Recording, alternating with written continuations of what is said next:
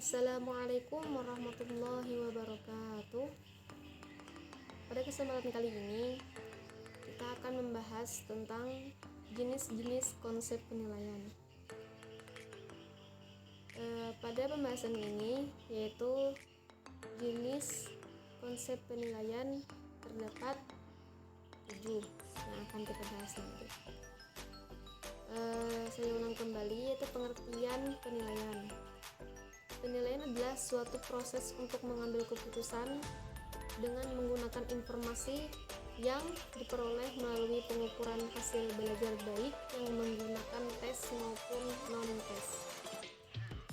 Berdasarkan beberapa pendapat, dapat disimpulkan bahwa penilaian adalah proses sistematis untuk menentukan nilai sesuatu atau memperoleh informasi mengenai hasil belajar siswa, atau pengamatan, penilaian, penampilan atau proyek, atau tes tulis, dan pembentukan nilai dan pertimbangan mengenai kemajuan belajar siswa.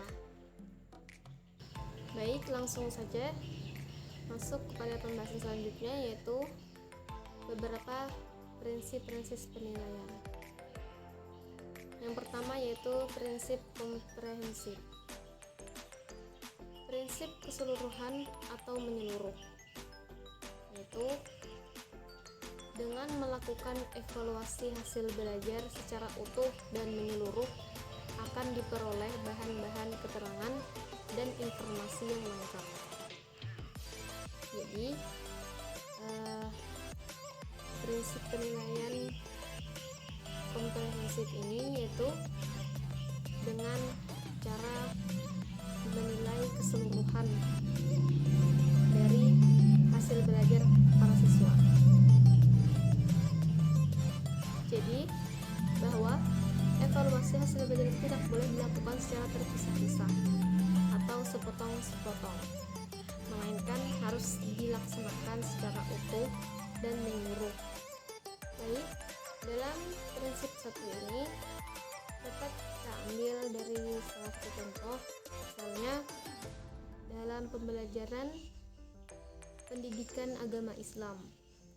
Di sini seorang guru tidak hanya menilai bagaimana tingkat pemahaman seorang siswa tentang ajaran-ajaran agama Islam, melainkan juga menilai bagaimana tingkat menghayati atau mengamalkan ajaran Islam dalam keseharian seorang peserta didik. Dan yang kedua yaitu prinsip kontinu. Prinsip yang dilaksanakan secara teratur dan sambung menyambung dari waktu ke waktu dengan melakukan hasil belajar secara berkesinambungan agar dapat memperoleh kepastian dan kemanfaatan dalam menentukan langkah untuk penilaian. Yaitu dengan prinsip satu ini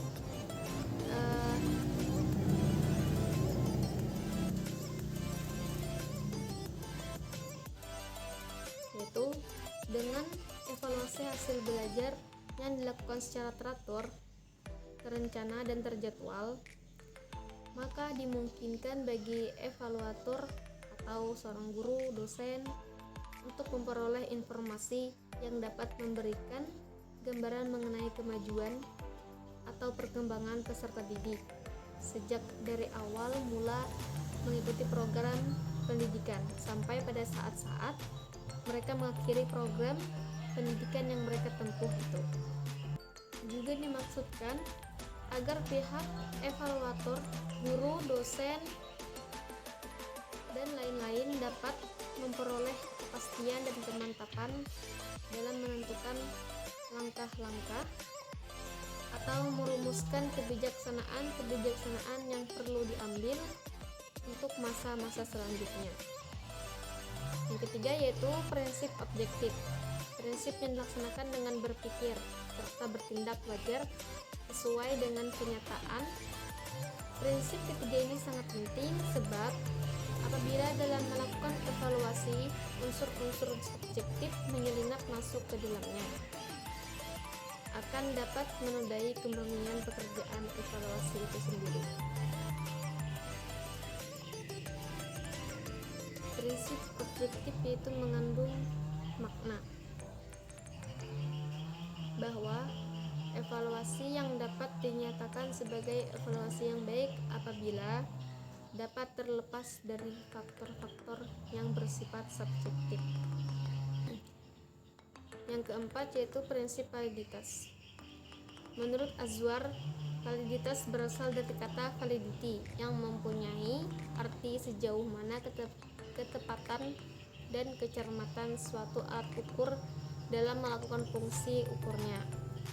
Validitas berarti menilai apa yang seharusnya dinilai dengan menggunakan alat yang sesuai untuk mengukur kompetensi. Yang kelima yaitu prinsip reliabilitas. Di sini kita dapat contohkan, misalnya sebuah ulangan harian diberikan kepada siswa. Setelah 1 bulan, kembali diberi tugas menggunakan soal ulangan tersebut. Apabila skor sama atau meningkat, maka reliabilitasnya tinggi. Seperti itu. Yang keenam yaitu prinsip edukatif.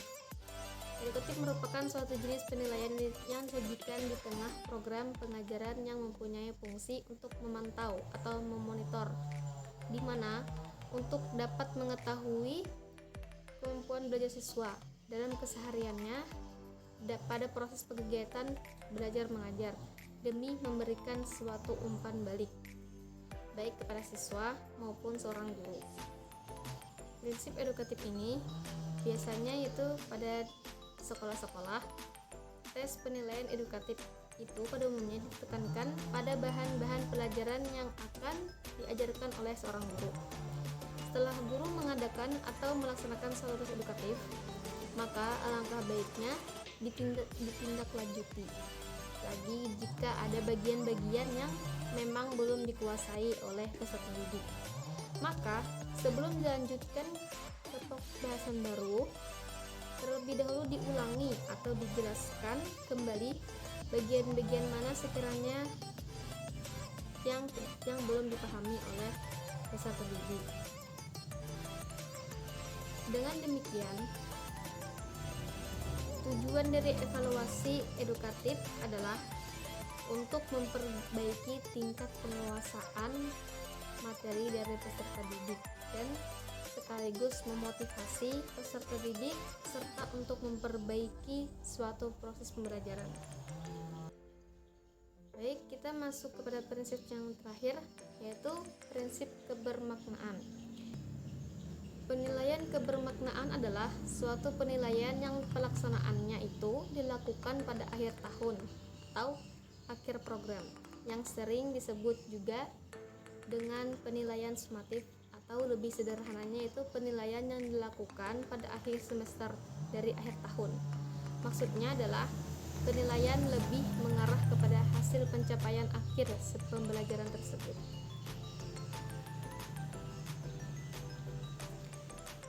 Dan bagaimanapun, hasil yang diperoleh dari penilaian kebermaknaan akan menjadi keputusan akhir, mengingat tidak adanya kesepakatan bagi guru untuk memperbaiki kekurangan para siswa pada semester tersebut.